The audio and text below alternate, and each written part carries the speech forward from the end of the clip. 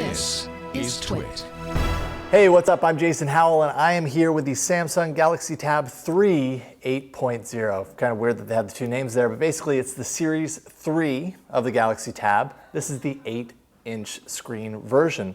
And you can kind of tell if you're a Samsung fan at all, it looks a lot like the Galaxy S4. Basically, their design language is very, very close to each other, be it the phones as well as the tablets. They all look very similar. So if you're a fan of that style, you're probably going to like this device. Dual-core 1.5 gigahertz Exynos 4 processor inside with 1.5 gigs of RAM.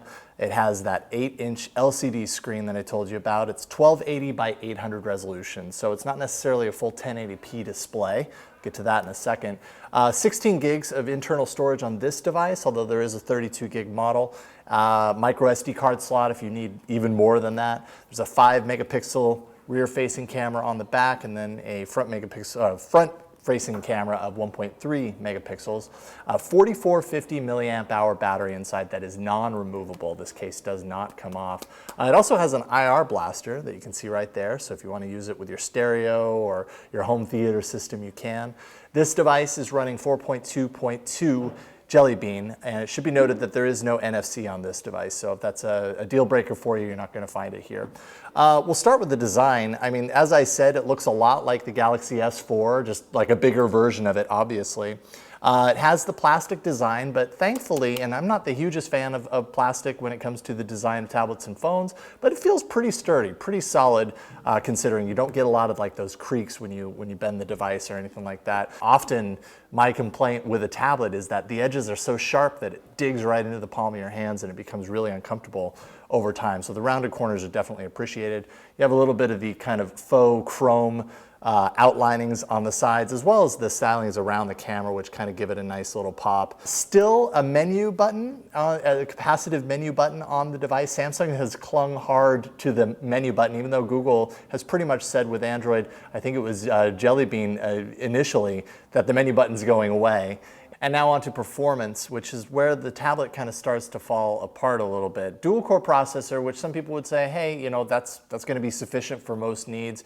But I kind of saw it like in the responsiveness. You can see the notification pull down. Sometimes it would take me 2 to 3 times to get it to register a touch in doing that. Other times it would pull down fine. It just really, you never know what you're going to get. Browsing the web was okay, but again, when you're scrolling through a big web page, there's just a little bit of extra jitteriness when you're scrolling through, and you detect it more and more over time.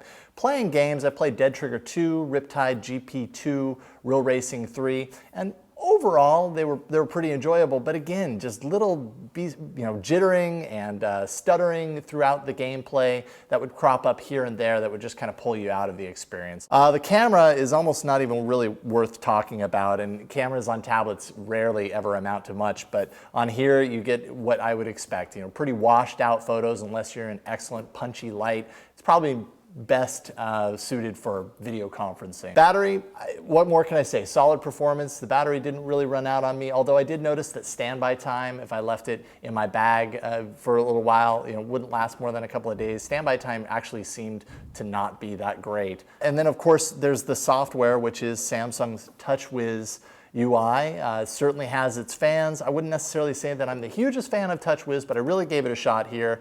A multi-window mode that allows you to pull up 2 different pages side by side. That was really handy. Smart Stay, which actually uses these sensors to track your eyes, and if your eyes are staring at the screen and it knows it, it'll keep the screen on. Doesn't matter what your screen timeout settings are. There is no gesture support on here though, like there is on the S4, so keep that in mind.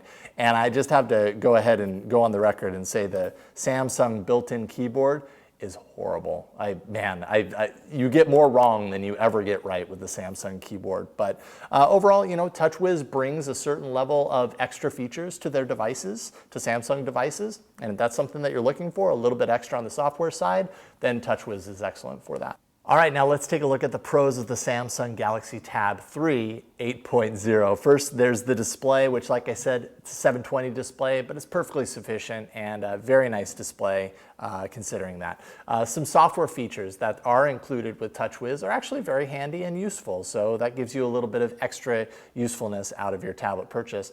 On the con side, I would definitely say performance and responsiveness were an issue throughout the user experience, and I definitely noticed it more the more I used the tablet.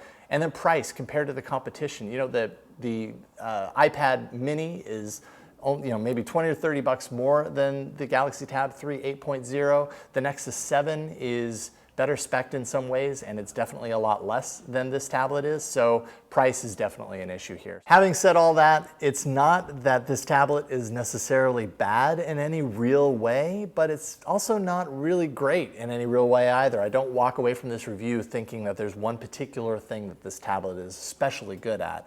And if you're going to recommend it to people to buy, you want at least some reason to recommend them to do so. If you're a big fan of Samsung, TouchWiz, their hardware aesthetic, you're probably going to like this device. For everyone else, there are much better options out there in this 7 to 8 inch form factor for tablets at possibly a lesser price than the Samsung Galaxy Tab 3 8.0.